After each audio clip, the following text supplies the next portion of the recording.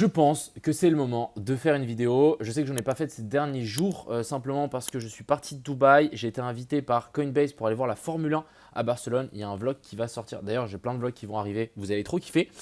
Et aussi, j'avais un mal de dents infernal. Franchement, les gars, je ne savais pas ce que c'était d'avoir mal aux dents. Mais là, je peux vous dire, c'est violent. J'avais genre une rivière de sang. J'ai jamais saigné autant de ma vie. Je crois que j'allais aux urgences. Bref, c'était horrible. Mais là, ça va mieux. Ça me fait toujours mal, mais ça va mieux. Du coup, je peux faire des vidéos. Et l'emplacement sur lequel on est sur Bitcoin, Ethereum, Solana, Market Cap 1, 2, 3, Orders, la dominance. Bref, il y a une fenêtre de tir qui est en train de s'ouvrir. Et je sais que les dernières fenêtres de tir ne sont pas passées. Mais là, ça devient assez intéressant. Donc c'est de ça qu'on va parler ensemble aujourd'hui. Je pense que mes vidéos, on va prendre peut-être un peu plus le temps. On va être un peu plus tranquille. J'espère que ça vous va. Je n'ai pas forcément envie de tryhard, etc. Je pense que ce n'est pas exactement ce que vous voulez non plus. Vous voulez juste comprendre le marché. Et moi, je veux vous le montrer avec mes yeux. J'espère que cette vidéo vous plaira. N'hésitez pas les gars à me lâcher un petit pouce en l'air. Ça fait toujours plaisir. Et dernière chose avant de commencer, Bitunix ont lancé une campagne de VIP3. Donc les gars, si vous êtes des traders et vous voulez réduire vos frais, passez par les liens directement en description. Vous allez avoir le lien du coup Bitunix. Ensuite, vous allez dans coupon. Et une fois que vous êtes dans coupon, vous pouvez claim ça et vous allez avoir des frais réduits pendant un mois. Moi, c'est ce que j'ai fait. Je me suis créé un compte avec mon propre lien d'affiliation. Et comme ça, j'avais le VIP3. Bref, n'hésitez pas à faire ça. Et puis, moi, je vous souhaite à tous un bon visionnage. N'hésitez pas à me poser vos questions en commentaire. On est parti. Crypto, million. Crypto, million. Crypto, million. Alors, commençons avec, je pense, le plus important, c'est cette fameuse Binance, qu'est-ce que je raconte? La dominance du Bitcoin. Alors, c'est le pourcentage d'argent dans le market cap qu'il y a entre le Bitcoin et toutes les autres cryptos. Et actuellement, dans le Bitcoin, il y a 64,4%. Ce que je vous ai analysé depuis un certain temps, c'est qu'on est venu chercher les dernières zones de liquidité qu'il y avait laissées là. Moi, je vais analyser ça comme si c'était une charte qu'on pouvait trader. Et ensuite, regardez, on a eu une très jolie petite remontée et on est venu taper donc, dans cette fameuse dernière zone Fair Value Gap en daily après cet équal high.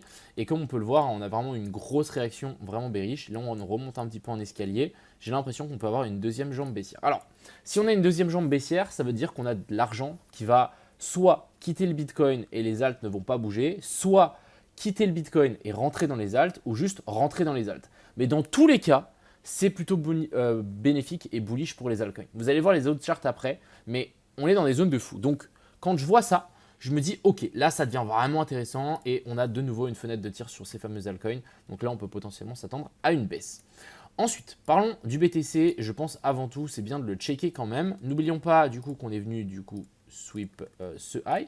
Donc on est vraiment sweep le high, breakout, on vient faire pullback et ensuite on se fait rejeter. La chose que je veux montrer ici, c'est que la tendance haussière n'est pas inchangée.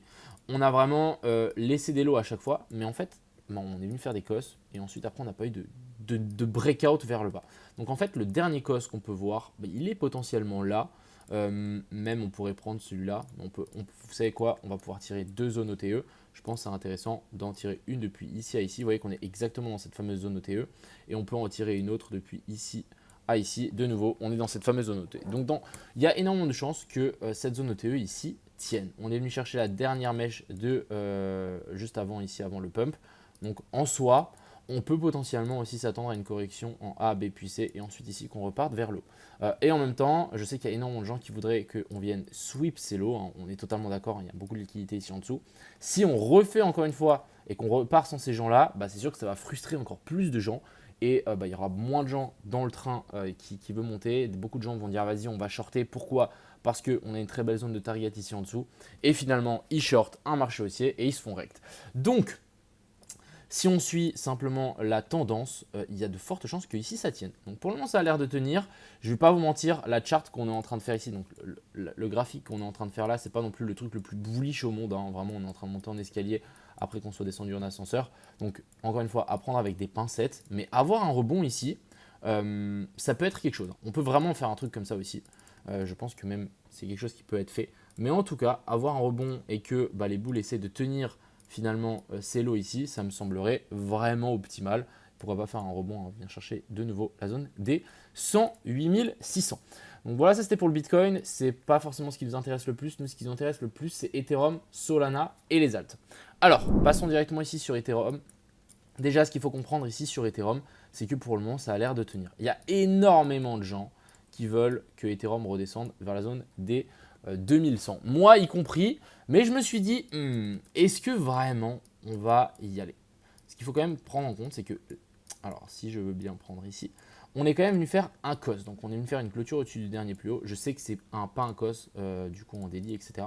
Mais on est dans la tendance. Si on tire un Fibo depuis le dernier plus bas, on peut voir qu'on est exactement sur la zone des 0,118. Est-ce qu'on ne partirait pas sur en mode on vient refront run ça pour repartir vers le haut? C'est quelque chose qui est possible. Maintenant, je vais vous montrer pourquoi je pense que c'est encore plus faisable que ça soit fait maintenant. Si on passe sur Ethereum contre Bitcoin, je vais juste vous enlever ça. Regardez ce qu'on est venu faire. On a eu du coup une accumulation des lots. Très bien, on est dans une tendance haussière, donc c'est une possibilité qu'on laisse tous ces lots intacts. Mais vous voyez que là, on est venu chercher la dernière zone de fair value gap qui était laissée ici. Et regardez jusqu'où on est venu chercher. On est venu chercher exactement la moitié de cette même zone de fair value gap. Et là, rebond direct. Mais quand je dis direct, c'est direct. Ethereum contre Bitcoin, si on passe en daily, de nouveau, regardez, on vient juste chercher la FVG. Ici aussi, on vient juste chercher la FVG. Donc, il y a un monde où on vient chercher plus bas. Mais pour le moment, ça a l'air de vraiment tenir. Donc, le fait que ça tienne vraiment sur ces zones-là, ça ne m'étonnerait pas que finalement l'Ethereum ici tienne beaucoup plus que ce qu'on pense et qu'ils viennent chercher de nouveau des plus hauts et que finalement on reparte sans tous les gens qui veulent essayer de long Ethereum sur ces lots-là. Après peut-être je suis en train de FOMO, c'est très possible, mais quand on est dans une tendance haussière autant prononcée, des fois ça paye assez fort.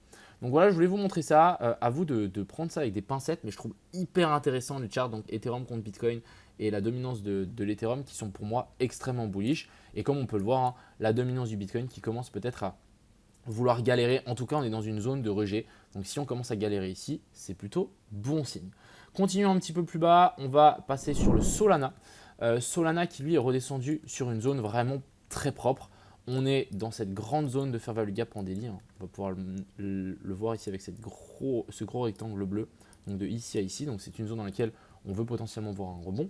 On est passé ici en dessous. Ce qu'on voudrait voir, c'est potentiellement faire une déviation sous ce lot-là. Réintégration ici à la zone des 160 pour ensuite, je pense, s'envoler et venir chercher la zone des 220 $, qui sont vraiment une zone dure de toute cette baisse. Donc moi, je m'attends vraiment à ce que le Solana vienne chercher cette zone-là et ensuite, on avisera. Autre chose, si on passe en 4 heures, on n'a pas encore récupéré la dernière zone de fair value gap. Donc on peut potentiellement ici s'attendre, et moi, c'est ce que je voudrais voir, un dernier petit pullback sur le Solana, ce qui pourrait me permettre de rentrer en position en longue sur le sol. Mais je pense sincèrement qu'on peut avoir quelque chose de plutôt bullish. Les clôtures en monthly ont été effectuées et on est peut-être en train de faire la mèche avant de vraiment vouloir repartir aussi. Même chose pour du coup le Bitcoin, l'Ethereum, le BTC, etc. Étant donné qu'on est sur quand même deux énormes bougies bullish. Donc vraiment, je me dis, ça peut être intéressant. On peut potentiellement avoir une autre fenêtre de tir qui est en train de s'ouvrir actuellement sur la plupart des alts. Et je pense que si on a des confirmations qui se mettent en place sur ces zones-là, c'est des choses à ne pas rater.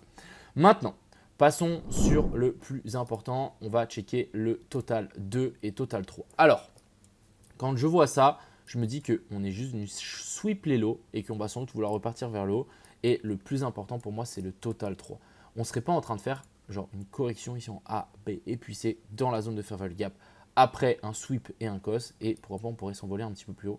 Franchement, moi, ça m'a l'air vraiment bullish. On est vraiment en train de, comme ici un petit peu, de commencer à créer une petite tendance haussière avant vraiment une phase d'extension qui pourrait arriver peut-être pendant cet été ou après à la rentrée, donc au Q4, après l'été, quand les gens reviennent un petit peu derrière leur bureau. Autre chose que je voulais remarquer, c'est que avec les ETF sur le Bitcoin, il y a énormément du coup d'institutions qui achètent que du Bitcoin. Mais l'été, ce qu'il faut comprendre, c'est que ces mêmes gens-là, ils vont souvent en vacances et le marché finalement ralentit, le marché des actions institutionnelles ralentit.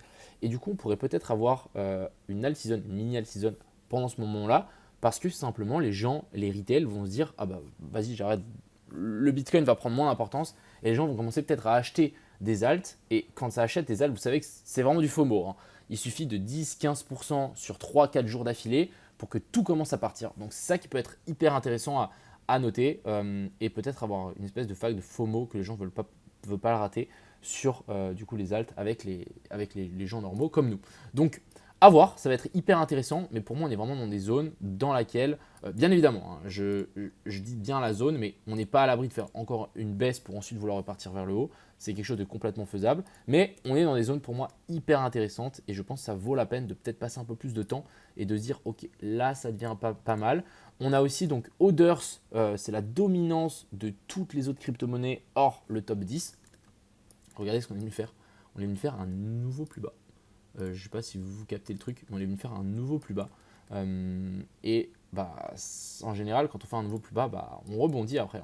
Donc ça, c'est plutôt un bon signe. Si vraiment on pourrait avoir un espèce de déviation sous ces lots-là et ensuite venir chercher tous les haies qu'on a laissés là, on parle de quelques pourcentages, mais quand on parle de 20% de la dominance des Others, on parle de 100%, 200% sur la plupart des alts. Donc, clairement, je me dis, s'il y a une fenêtre de tir, elle est maintenant. Je voulais vous montrer le cadre, je l'ai partagé tout à l'heure sur mon Twitter. Vraiment, il y a énormément d'alts qui sont dans la même situation que ça. C'est en gros, on a une tendance haussière qui est validée. On est venu faire un dernier COS. On a redescendu chercher les dernières zones de fair value gap. On a ça sur le AVAX, on a ça sur le ZRO, on a ça sur énormément de crypto. Peut-être pas XRP, peut-être pas le fait, mais voilà, sur le Doge de nouveau. On a la même chose sur le WIF. J'avais dessiné ça il y a quelques temps. On a eu du coup cette fameuse correction, récupération des lots et ensuite après on pourrait vraiment voir une continuation haussière. N'oublions pas, trader la tendance, c'est le plus important et je pense sincèrement qu'on peut avoir un gros mouvement qui peut arriver d'ici pas très longtemps. Donc voilà un petit peu ce que je voulais vous partager aujourd'hui. Encore une fois, à vous de faire vos propres analyses, mais pour moi, il y a quelque chose qui est peut-être en train de se mettre en place. Donc je tenais à vous le mettre, de vous le dire. Je sais que je me suis déjà raté 2 fois. J'ai tenté, j'ai joué, j'ai perdu gros. Mais voilà, je me permets de retenter ce genre de move parce que le jour où ça passe, je change complètement ma vie. Donc l'objectif, c'est quand même de passer un gros coup. Et je me dis que là, on est peut-être sur quelque chose de vraiment pas mal. Après, je sais qu'on a plein de lots qui sont intacts ici en dessous, etc. Mais il y a pas mal de charts qui me disent ok, ça peut être intéressant. On peut peut-être front-run tout ça et peut-être chercher un petit peu plus haut. Donc on verra. Je vous souhaite à tous une agréable fin de journée. C'était les intuitions de Crypto Millions et je vous souhaite à tous une bonne soirée. On se revoit très vite, je ne sais pas quand, mais voilà, je vais essayer de faire des vidéos de temps en temps étant donné que je suis en déplacement. Sur ce, je vous souhaite à tous de nouveau une excellente soirée. C'était Crypto Millions. Ciao.